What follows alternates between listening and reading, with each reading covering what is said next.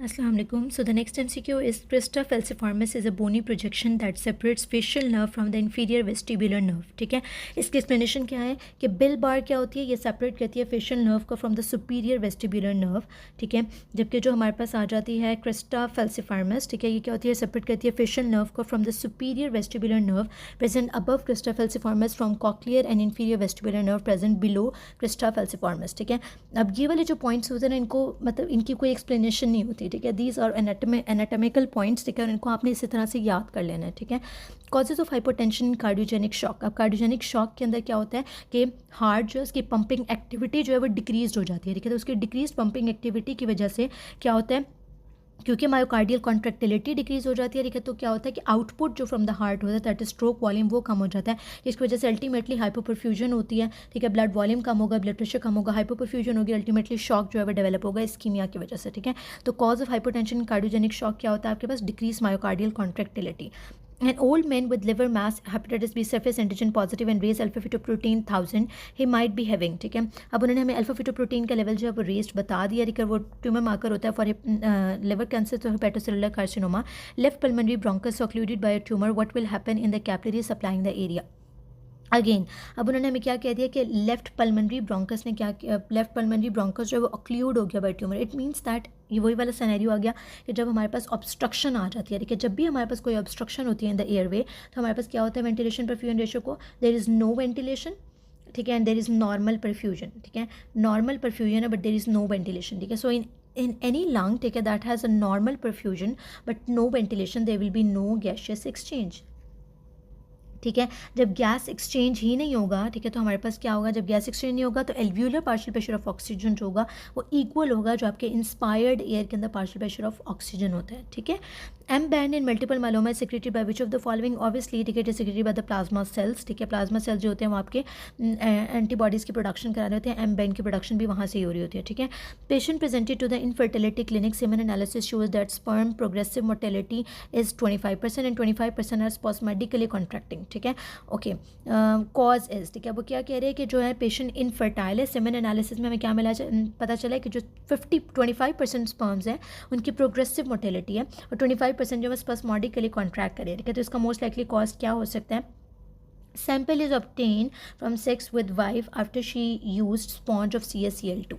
अब इसकी क्या एक्सप्लेनेशन है, इसकी एक्सप्लेनेशन ये है कि जो CaCl2 है वो क्या होता है, स्पर्मिसिडल होता है. ठीक है, स्पर्म्स को किल करता है, that causes immobilisation of the sperm. ठीक है, जब स्पर्म को इमोबिलाइज कर देगा तो क्या होगा, स्पेस्मोटिक कॉन्ट्रैक्शन ऑफ द स्पर्म जो है वो स्टार्ट हो जाती है. बहुत ही इररिलेवेंट MCQ है, लेकिन if it is given, okay, so we have to do this. Okay, so next MCQ is 12-year-old male known case of sickle cell anemia presents with severe abdominal pain and jaundice. ठीक है, cause of sickling would be, ठीक है, sickling किस वजह से हो रही है, हेमोलिसिस की वजह से होती है. ऑब्वियसली सिकल सेल एनीमिया में हो क्या रहा होता है, यही हो रहा होता है ना कि आपके पास जो है वो हेमोलिसिस बढ़ जाती है. वो जो सिकल सेल होते हैं देखिए वो पास नहीं कर पा रहे होते फ्रॉम द स्प्लीन. ठीक है, उनकी हेमोलिसिस जो है इंक्रीज़ हो जाती है, तो हेमोलिसिस की वजह से हेमोलिटिक एनीमिया की वजह से एनीमिया डेवलप होता है. ठीक है, तो it is a type of haemolytic anaemia. Child with multiple fractures and blue sclera, his uncle had the same complain in the past. ठीक है, दिस इज ऑस्ट्रोजेनेसिस इम्परफेक्टा. ऑस्ट्रोजेनेसिस इम्परफेक्टा में हमारे पास क्या होता है, टाइप 1 कोलेजन का जो है वो डिफेक्ट होता है. ठीक है, और इसका जो इसके अंदर जो हमारे पास आ जाता है ना कि इसमें क्या होता है कि जो बोन्स होती हैं वो ब्रिटल हो जाती हैं बहुत ज़्यादा. ठीक है, आइज़ की आप बात करते हैं तो आइज़ में क्या हो जाता है, स्क्लेरा जो होता है वो ब्लू हो जाता है इसका. ठीक है, और ब्रिटल बोन्स की वजह से मल्टीपल फ्रैक्चर्स जो है वो कॉमन होते हैं. ठीक है, अब यहाँ पर उन्होंने हमें हिस्ट्री भी दे दी है कि uncle had the same complain in the past. ठीक है, so this is an autosomal dominant disorder osteogenesis imperfecta. Beta thalassaemia minor manifest mostly ऐसा. बीटा थैलेसीमिया माइनर के अंदर क्या होता है, बीटा थैलेसीमिया माइनर के अंदर जो है वो हीमोग्लोबिन जो है वो mixed beta and delta change होते हैं हीमोग्लोबिन के अंदर. ठीक है, थैलेसीमिया माइनर जो होता है ना, ठीक है, वो एक ऐसी कंडीशन होती है जिसके अंदर हमें ब्लड ट्रांसफ्यूजन की ज़रूरत जो है वो नहीं पड़ रही होती है, लेकिन मेजर के अंदर ब्लड ट्रांसफ्यूजन के बगैर गुजारा होता ही नहीं है. ठीक है, और माइनर जो है ज़रूरी नहीं है कि उसमें सारे सिम्टम्स जो है वो अर्ली आपको अपेयर हों और मिलें. वो ये ज़्यादातर ये होता है कि जब आप एक्सीडेंटली टेस्टिंग वगैरह कराते हैं तो हमारे पास जो है हमें डायग्नोसिस होता है, जबकि थैलेसीमिया मेजर के अंदर जो है वो हमारे पास सिम्टम्स जो है अपेरेंट हो जाते हैं. ठीक है, तो क्या होता है थैलेसीमिया माइनर के अंदर हीमोग्लोबिन जो है उसमें mixed beta and delta chains जो है वो प्रेजेंट होते हैं. ठीक है, 52-year-old man with lytic lesion in bone, back pain, haematuria and weakness along with apple green birefringence and Congo stain positive on damage to the kidney. ये हमने पहले भी डिस्कस किया, बहुत दफ़ा डिस्कस किया. अमाइलाइडोसिस के अंदर क्या होता है, हम स्टेन कौन सा यूज़ करते हैं, कॉन्गो रेड स्टेन यूज़ करते हैं. ठीक है, और उसके ऊपर हमें क्या मिलती है, apple green colour birefringence reference मिलती है, दैट इज़ डायग्नोस्टिक फॉर एमाइलाइडोसिस.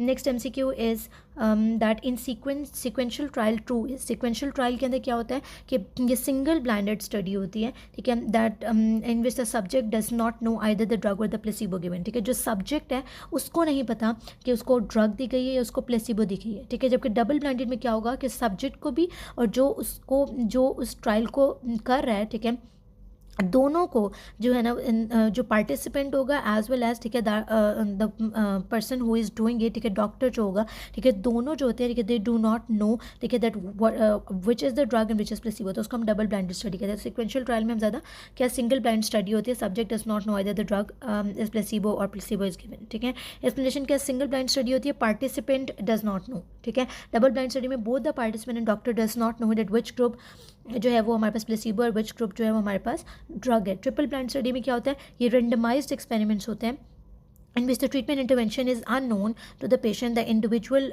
जो एडमिनिस्टर कर रहा होता है, ठीक है, जो ट्रीटमेंट ले रहा होता है, ठीक है, किसी को भी नहीं पता होता कि क्या जो है वो उनके आउटकम्स होंगे, ठीक है, और किस तरह से हमने एडमिनिस्ट्रेशन किया. ठीक है, तो वो ट्रिपल ब्लाइंड स्टडी हो जाएगी. In stroke patients Doppler show increase perfusion by which metabolite. ठीक है, अब क्यों इंक्रीज परफ्यूजन हमें किस तरह पता चलती है, डिक्रीज ऑक्सीजन की वजह से. जितनी ऑक्सीजन जो है वो कम होता है, उतना ज़्यादा जो है ना वो आपके पास क्या होता है, परफ्यूजन जो है ना वो बढ़ जाती है. ठीक है, तो decrease oxygen lead to increase. ठीक है, डिक्रीज ऑक्सीजन होती है तो क्या करती है, जितनी ऑक्सीजन जो है वो कम होगी उतना ज़्यादा कार्बन डाइऑक्साइड जो होगा वो इंक्रीज़ होगा. Decrease oxygen lead to increase carbon dioxide and carbon dioxide क्या करेगी, ultimately increase perfusion. A patient presented with complaint of facial tingling, drooling, saliva, lesion is localized है. ठीक है, तो लीजन किस लेवल पे होगी, CP एंगल के ऊपर लीजन है. ठीक है, that is the cerebellopontine angle. Okay, 45-year-old female presents with bone pain and paraesthesia in the lower limb. ये बहुत दफ़ा MCQ जो है वो रिपीट हो चुका है, अब तो ये याद हो गया होगा. हर लेबोरेटरी इन्वेस्टिगेशन वो डन. ठीक है, अब इसमें सीरम कैल्शियम हमें कितना मिल रहा है, अगेन सीरम कैल्शियम 2.6 है. ठीक है, जो कि बॉर्डर लाइन के करीब है, अपर लिमिट के अंदर. ठीक है, इनऑर्गेनिक फॉस्फेट जो है वो कितने हैं, 0.9 है. ठीक है, जो कि लोअर लिमिट में बॉर्डर लाइन के करीब है. और हमारे पास जो सीरम पैराथायरॉयड हार्मोन लेवल्स हैं वो कितने हैं, 6.1 है. ठीक है, जो कि अगेन अपर लिमिट के करीब है. ठीक है, और इन्होंने आगे से MCQ जो है वो कट कर दिया है, आई डोंट नो व्हाई. ठीक है, बट दिस इज प्राइमरी हाइपरपैराथायरॉयडिज्म. ठीक है, next MCQ is a man after road traffic accident with excessive blood loss, hypertensive, kept in ventilator support, peak expiratory जो प्रेशर है given with 100% FiO2 5 days later. ये भी बहुत MCQ repeat हो चुका है. ठीक है, अच्छा, अब इसमें डायग्नोस्टिक पॉइंट क्या है कि 5 days later हमें क्या मिल रहा है, थिकनिंग ऑफ एल्व्यूलर सेप्टा मिल रहा है, हेलाइन स्ट्रीक्स मिल रही है, इंक्रीज नंबर ऑफ मैक्रोफेजेस हैं, फ्यू न्यूट्रोफिल्स हैं विद ड्रॉपिंग सैचुरेशन. ठीक है, so the most likely diagnosis would be it is diffuse alveolar damage. ठीक है, infection, inflammation, radiation causes injury by. Infection, inflammation और रेडिएशन इंजरी सारे मिलकर injury किस तरह कॉज करते हैं, रिएक्टिव ऑक्सीजन स्पीशीज जो है उनकी प्रोडक्शन जो है वो कॉमन होती है to all the cases, infection हो, इन्फ्लेमेशन हो या फिर रेडिएशन हो. ठीक है, so next MCQ is most numerous glial cells in gray matter of the central nervous system. तो most numerous glial cells in the gray matter of the central nervous system कौन से होते हैं, these are protoplasmic astrocytes. ठीक है, अब यहाँ पर आई गेस ये मिस प्रिंटिंग हुई है. ठीक है, लेकिन करेक्ट आंसर आपके पास क्या होता है, प्रोटोप्लाज्मिक एस्ट्रोसाइट्स होते हैं. इसकी एक्सप्लेनेशन क्या है कि ओवरऑल हमारे पास जो मोस्ट अबंडेंट ग्लायल सेल्स होते हैं वो कौन से होते हैं, एस्ट्रोसाइट्स होते हैं. ठीक है, जबकि अगर हमसे पूछा जाए व्हाइट मैटर के अंदर मोस्ट अबंडेंट कौन से हैं, तो वो कौन से होते हैं, ओलिगोडेंड्रोसाइट्स होते हैं. ग्रे मैटर के अंदर पूछा जाए तो वो कौन से होते हैं, प्रोटोप्लाज्मिक एस्ट्रोसाइट्स होते हैं. और अगर पूछा जाए कि व्हाइट मैटर के अंदर मोस्ट अबंडेंट एस्ट्रोसाइट्स कौन से होते हैं, that will be fibrous astrocytes. ठीक है, इसकी एक्सप्लेनेशन क्या है, इसकी एक्सप्लेनेशन भी यही है कि most numerous glial cells overall astrocytes होते हैं. Most numerous glial cells in the white matter जो ओलिगोडेंड्रोसाइट्स हैं. Most numerous astrocytes in white matter is fibrous astrocytes. ठीक है, और जो astrocytes in the grey matter पूछा जाए, ठीक है, वो कौन से, protoplasmic astrocytes. A would worker presented with injury at the base of first and the second metatarsal bone, artery damage would be. तो कौन सी आर्टरी डैमेज होगी हमारे पास, ठीक है, इट इज़ डॉर्सलस पीडियस आर्टरी. ठीक है, डॉर्सलस पीडियस आर्टरी जो होगी वो हमारे पास डैमेज होती है. ठीक है, 38-year-old lady presented with diarrhoea, water and electrolyte imbalance and weakness. On further investigation, she is dehydrated and part of her gut was resected. This is not respected. 3 months back, she does not remember which part of the structure most likely resected. ठीक है, तो अब इसमें अगर हम की points देखें, ये भी बहुत दफ़ा रिपीट हो चुका है. ठीक है, डायरिया के साथ प्रेजेंट किया, वाटर एंड इलेक्ट्रोलाइट इम्बैलेंस हुआ हुआ है. ठीक है, वीकनेस ऑन फर्दर इन्वेस्टिगेशन. ठीक है, क्या है वो डिहाइड्रेटेड है, इसका मतलब है उसके अंदर से क्या हो रहा है, फ्लूइड लॉस हो रहा है. तो कौन सा पार्ट ऑफ द गट जो है वो रिसेक्ट, ये 2-3 तरह से आता है कि कौन सा पार्ट रिसेक्ट किया गया, इट इज़ आइलियम. कौन से पार्ट से फ्लूइड लॉस होता है, तो वो कोलॉन होता है।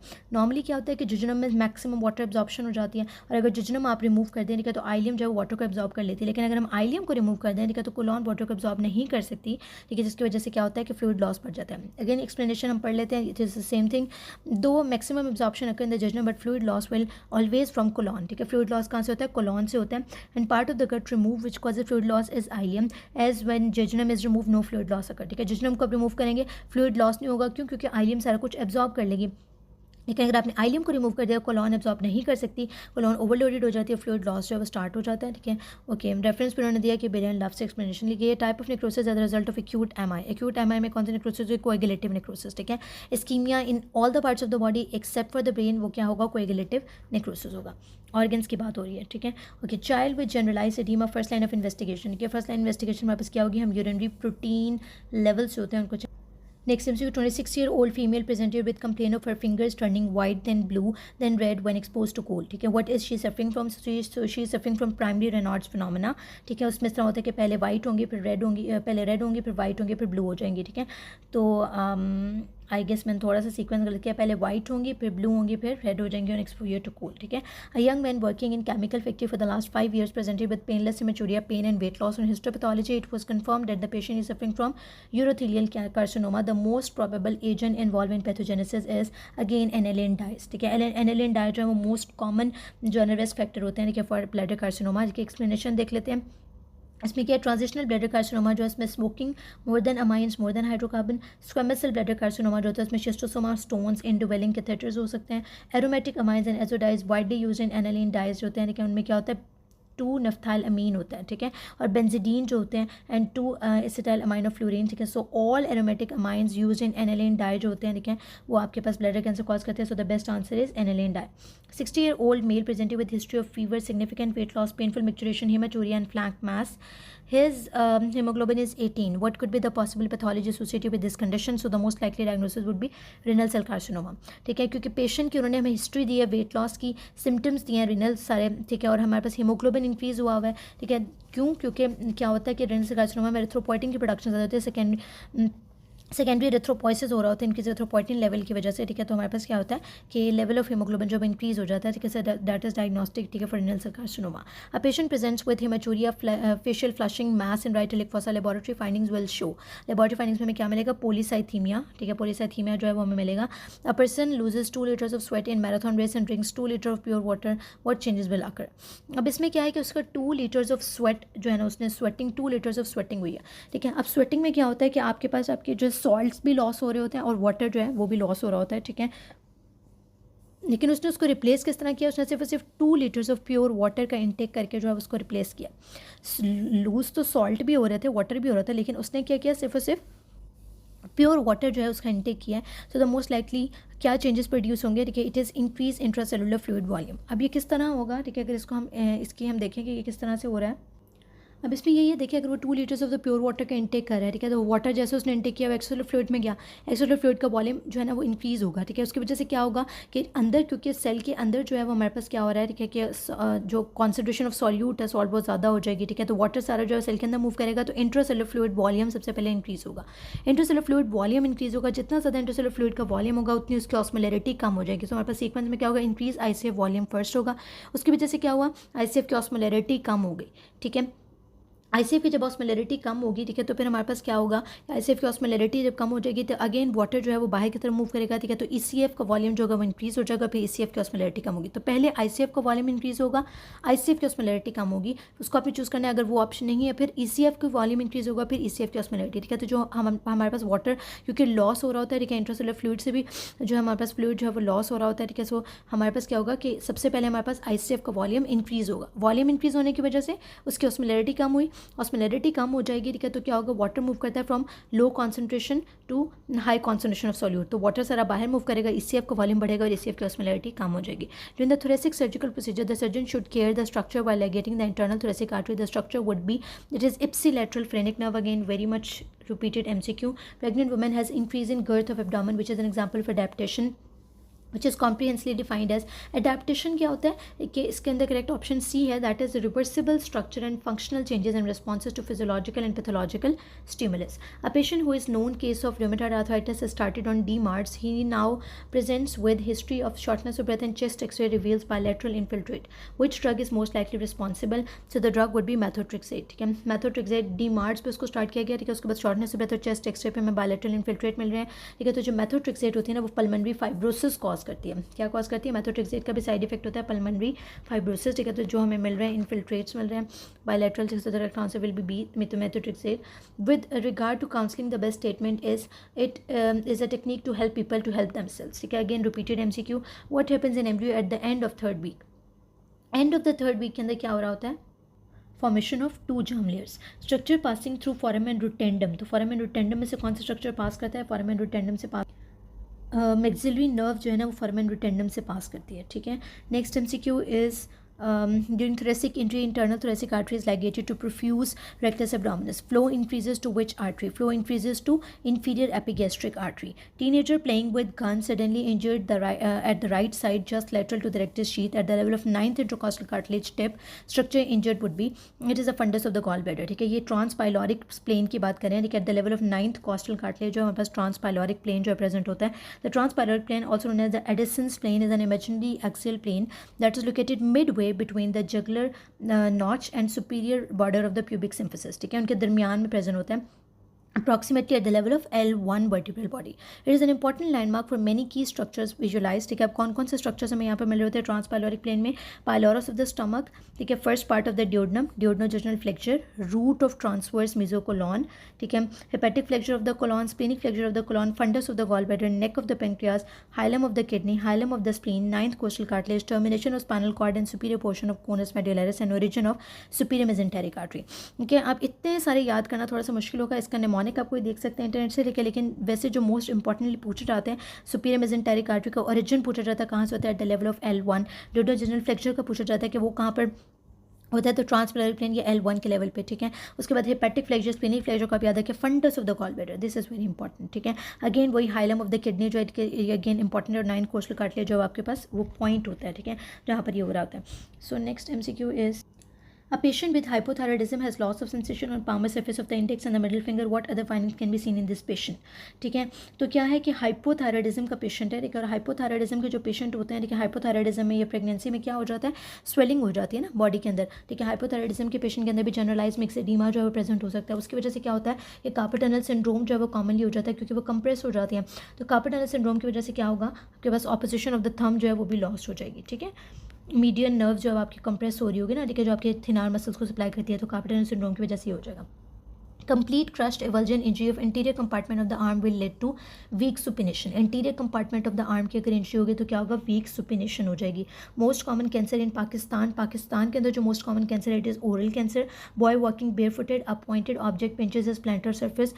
He withdraws suddenly, receptor involved, ठीक है। तो कौन से receptors होंगे? These are free nerve endings, ठीक है, जो आपके pain receptor, nos receptors होते हैं, ठीक है, ये होंगे। Sjogren's syndrome is associated with increased risk of having Sjogren's syndrome में rheumatoid arthritis का risk जो है बहुत ज़्यादा इंक्रीज हो जाता है। Pericardiophrenik artery is a branch of pericardiophrenik artery is the branch of pericardiophrenik artery internal thoracic artery की branch होती है। pericardiophrenik artery anterior intercostal branches, musculophrenic superior epigastric perforating branches, ये सारी किसकी? internal thoracic artery की branches हैं।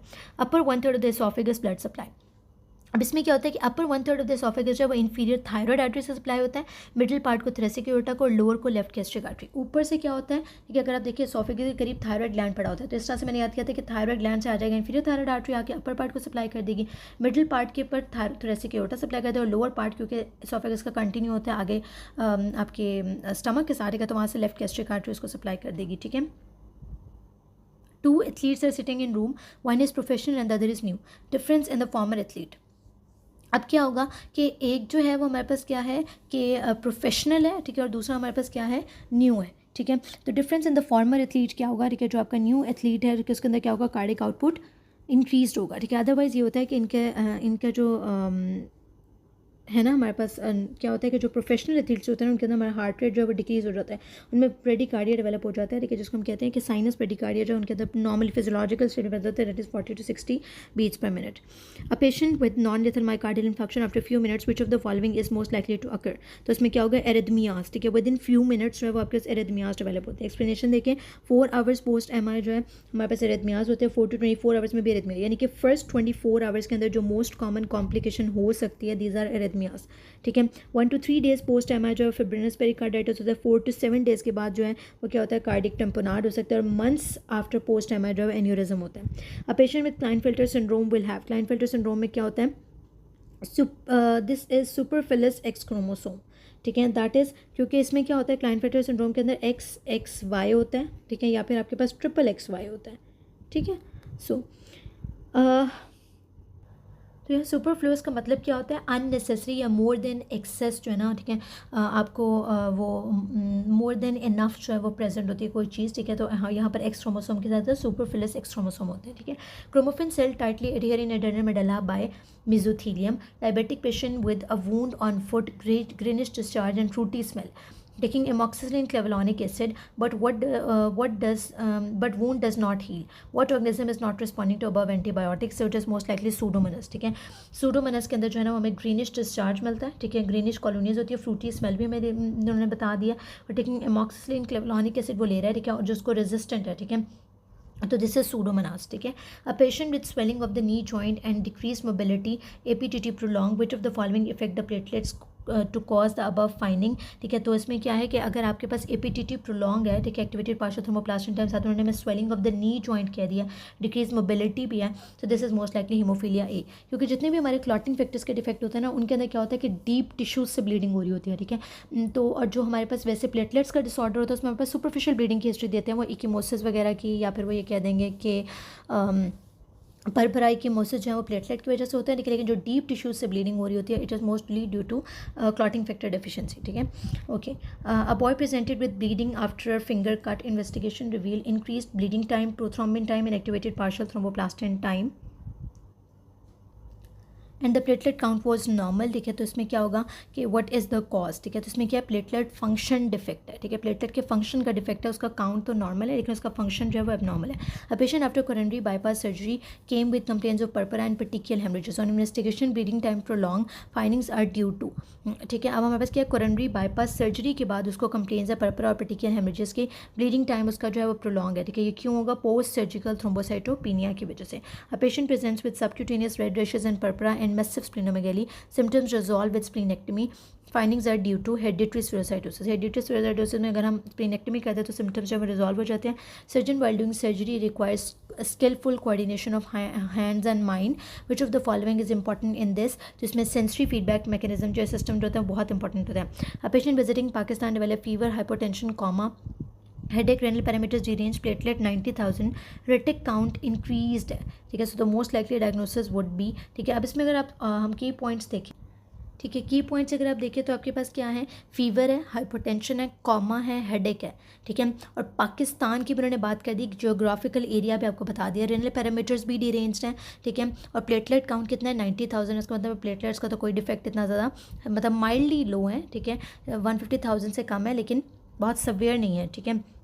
Retic count जो है वो इंक्रीज, इसका मतलब है हेमोलिसिस भी हो रहा है, ठीक है। अब ऑप्शन क्या है, डेंगू फीवर है, इनकेफ्लाइटिस, इन्फेक्शन मोनोन्यूक्लियस एंटेरिक फीवर, और यहाँ पर जो मिसिंग ऑप्शन है वो कौन सी है, फेल्सिपेरम मलेरिया जो है यहाँ पर मिसिंग है, ठीक है। तो जो fever, hypotension, coma, headache, this all are the complication malaria, ठीक है। तो हमारे पास करेक्ट डायग्नोसिस क्या होगा, फेल्सिपेरम मलेरिया, ठीक है। डेंगू फीवर में भी हमें थ्रोम्बोसाइटोपिनिया मिलेगा और सिवियर थ्रोम्बोसाइटोपिनिया भी हमें मिल सकता है, ठीक है। और इसके अंदर जो है वो कॉमा और वगैरह के जो सिम्टम्स हैं, ठीक है। और जब खासतौर पर उन्होंने लोकेलिटी बता दी है, ठीक है, कि पाकिस्तान के अंदर आफ्टर विजिटिंग पाकिस्तान, ठीक है, जो हाइपोटेंशन, कॉमा, और जो बाद उन्होंने हमें ये बता दिया कि रेनल पैरामीटर्स डिरेंज हो रहे, they do not go with the dengue fever, ठीक है। तो एनकेफेलाइटिस के अंदर तो वैसे ही सिम्टम्स चेंज होते हैं, ठीक है। इन्फेक्शियस मोनोन्यूक्लियोसिस भी नहीं हो सकता, और एंटारिक फीवर में भी जीआईटी के कोई ना कोई सिम्टम्स हमें दिए होते हैं। So the most likely diagnosis here would be malaria. Patient has complain of loose stools, scaly itching and memory problems. Findings are suggestive of which vitamin deficiency, it is due to vitamin B3 deficiency, ठीक है। जब B1 की deficiency होती है तो dry berry होती है, wait berry होती है, वर्निक्स कॉर्सिकॉफ सिंड्रोम होता है। इसको मैयर कैसे कहते हैं, ट्रांसकीटोलेज एक्टिविटी से। B2 की डेफिशिएंसी से कॉर्नियल वेस्कुलराइजेशन। B3 की डेफिशिएंसी से प्लेग्रा। प्लेग्रा क्या होता है, डायरिया, डिमेंशिया, डर्माटाइटिस और हर्टनप डिजीज भी आ जाता है, 4 Ds अगर हो जाए। B5 रिक्वायर को factor for coenzyme A. B5 की डेफिशिएंसी एड्रेनल इनसफिशिएंसी कॉज करती है। B7 बायोटिन जो है वो बाइंड करता है avidin in the egg and the carrier of 1 carbon होते हैं। सारे MCQ पॉइंट्स हैं, बहुत इंपॉर्टेंट है। B7 जो है इसका रोल होता है in the liver metabolism. B9 जो है फॉलिक एसिड होता है वो 1 कार्बन ट्रांसफर करता है, ठीक है। और B12 जो है उसकी डेफिशिएंसी मेगालोब्लास्टिक एनीमिया कॉज करती है। Next MCQ, a patient came with complain of red raised painless lesion on the forearm which increased in size within 3 months. He has diarrhoea for few days and lymphadenopathy and oral thrush which virus causes it. So अब उन्होंने हमें oral thrush की history दे दी, ठीक है। इसका मतलब उसको कैंडिडाइसिस भी हुआ है, ठीक है। साथ में उन्होंने हमें कह दिया कि उसको red raised painless lesion on the forearm, ठीक है, जो इंक्रीज हो रही है इन साइज विद 3 months। साथ में उन्होंने डायरिया भी हमें कह दिया और लिम्फेडिनोपैथी भी कह दिया। This all symptoms go with HIV AIDS. और HIV एड्स के अंदर हमारे पास जो मोस्ट कॉमन स्किन कंडीशन होती है, it is Kaposi sarcoma that is caused by human herpes virus 80। इस तक बहुत दफ़ा ये MCQ रिपीट हुआ है, थोड़ी सी स्टेटमेंट को चेंज कर देते हैं, बट आंसर जो है वो नियर टू सेम ही होता है कि या तो ह्यूमन हर्पीज वायरस 8 के बारे में पूछ लेंगे कौन सा वायरस कॉज कर रहा है, या फिर वो लीजन का पूछ लेंगे तो आपको कपोसी सार्कोमा की तरफ जाएंगे, ठीक है। So this all are very important points, ठीक है। A pregnant lady with history of lethargy delivered a baby who was listless. Serum ferritin is low on investigation. Cause क्या होगा, आयरन डेफिशिएंसी, ठीक है, क्योंकि प्रेग्नेंट लेडी है, ठीक है। तो उसमें क्या, और सीरम फेरेटिन भी उसका लो मिल रहा है आपको, ठीक है। इसका मतलब है आयरन स्टोर्स जो है वो कम हुए हैं, ठीक है। So the cause will be iron deficiency, ठीक है। ऑब्वियसली प्रेगनेंसी के अंदर आपकी आयरन रिक्वायरमेंट मजीद बढ़ जाती है, ठीक है। तो आयरन डेफिशिएंसी एनीमिया जो है मोस्ट कॉमन होता है, ठीक है। Pregnant lady with liver pain for 2 hours and develop dyspnoea and died within 15 minutes of labour. अब इसमें मोस्ट लाइकली कॉज क्या है, amniotic fluid embolism. Key points क्या हैं, जब भी हमें वो इस तरह का सिनेरियो देंगे कि ड्यूरिंग लेबर डेथ हुई है, ठीक है, या फिर जो है ना वो with in 15-20 minutes, with in hours जो है अगर डेथ हो गई है, ठीक है, प्रेगनेंसी के दरमियान लेबर के दरमियान, ठीक है, तो या फिर on the way going to the hospital, ठीक है, तो आपके पास डायग्नोसिस एमनियोटिक फ्लूइड एम्बोलिज्म होगा, ठीक है। लेकिन अगर वो हमें कहते हैं कि डेथ जो है वो 3 to 4 days के बाद हो रही है, ठीक है, तो फिर हम सोच सकते हैं कि it might not be amniotic fluid embolism, क्योंकि एमनियोटिक फ्लूइड एम्बोलिज्म में सडन डेथ होती है, ठीक है। लेकिन अगर sudden death plus shortness of breath आ जाए तो पल्मोनरी एम्बोलिज्म होगा, ठीक है। और अगर कोई साथ में फ्रैक्चर हुआ है बोन का, ठीक है, तो 3 to 4 days तक हैं डेथ के अंदर, ठीक है, that is fat embolism. Which drug needs alkalinisation of the urine to excrete out of the body, ठीक है। तो कौन सी ड्रग होती है इसके लिए हमें यूरिन को अल्कलाइन करना होता है, फिनोबार्बिटॉन, ठीक है। इसके लिए हम अल्कलाइनाइजेशन ऑफ द यूरिन करते हैं, ठीक है। जितने भी आपके जो वीक एसिड्स होते हैं उनके लिए हम यूरिन को अल्कलाइन करते हैं to excrete them from the body. Allograft क्या होता है, फ्रॉम द आइडेंटिकल ट्विन जो है वो एलोग्राफ्ट होता है। ऑटोग्राफ्ट होता है कि एक ही पर्सन की बॉडी से किसी एक पार्ट से लेकर आप दूसरे पार्ट के अंदर उसको जो है ना वो पुट इन कर दें। Skin graft from one part of the body to another, ठीक है। एलोग्राफ्ट होता है graft between genetically different individuals of the same species, यानी कि आइडेंटिकल ट्विन्स, ठीक है। एलोग्राफ्ट क्या है कि between genetically different individuals of the same species, यानी दोनों ह्यूमंस होंगे लेकिन they are not identical twins, ठीक है। जेनेटिकली डिफरेंट है लेकिन स्पीशीज सेम है ह्यूमन स्पीशीज से, जैसे अगर हमने ले लिया, ठीक है। और सिनर्जिक ग्राफ्ट होता है दैट इज आइसोग्राफ्ट, ठीक है, जो आप आइडेंटिकल ट्विन्स से लेते हैं। और जीनोग्राफ्ट जो है वो बिटवीन 2 different स्पीशीज, यानी स्पीशीज ही डिफरेंट हो गई हैं, ठीक है, तो फिर जीनोग्राफ्ट हो जाएगा। Unconscious boy at the age of 11 brought in the state of shock in emergency. No peripheral vein accessible. Which vein of the lower limb will be chosen for venesection in emergency? Emergency में हम great saphenous vein को use करते हैं for venesection in the lower limb, ठीक है। Optic nerve carry signals to the brain which are transmitted by following nucleus, ठीक है। तो कौन सा न्यूक्लियस कैरी करता है, it is special somatic afferent fibres. An alcoholic female presented with cough dyspnoea from 2 weeks, weight loss and haemoptysis, transbronchial biopsy done, what will be the findings. तो हमें क्या फाइंडिंग्स बनेंगे, सेल होगा with increase nuclear to cytoplasmic ratio, ठीक है, and scanty cytoplasm, ठीक है। Okay हमें क्योंकि अल्कोहलिक फीमेल की उन्होंने हिस्ट्री दे दिया ना, तो उसमें क्या होता है कि जो साइटोप्लाज्म होता है कि वो हमें नॉर्मल स्टेनिंग के ऊपर जो है H&E स्टेनिंग के ऊपर वो हमें नहीं मिल रहा होता, ठीक है। तो हमें एम्प्टी स्पेसेस मिल रही होती हैं अल्कोहल के इंटेक की वजह से। In alcoholic patients T2 hepatitis develop due to, ठीक है, क्यों डेवलप होता है, due to fatty acids. Cells with high steroid synthesis activity have abundant, जिनमें जितना ज़्यादा स्टीरॉयड हार्मोन के सिंथेसिस होगी उनमें उतना ही एबंडेंट जो है वो स्मूथ एंडोप्लाज्मिक रेटिकुलम जो है प्रेजेंट होता है। स्मूथ एंडोप्लाज्मिक रेटिकुलम के दो फंक्शंस होते हैं, एक तो वो स्टीरॉयड हार्मोन की सिंथेसिस करता है, दूसरा वो डिटॉक्सिफिकेशन कॉज करता है। ठीक है, तो ये जो फंक्शन है उसका कि वो स्टीरॉयड हार्मोन की सिंथेसिस करता है। ठीक है, जिसकी वजह से जो भी सेल्स स्टीरॉयड हार्मोन के सिंथेसिस कर रहे होते हैं, ठीक है, वहाँ पर एबंडेंट स्मूथ एंडोप्लाज्मिक रेटिकुलम होता है। जैसे आपके एडर्नल कॉर्टेक्स के अंदर बहुत एबंडेंट अमाउंट में स्मूथ एंडोप्लाज्मिक रेटिकुलम जो है प्रेजेंट होते हैं।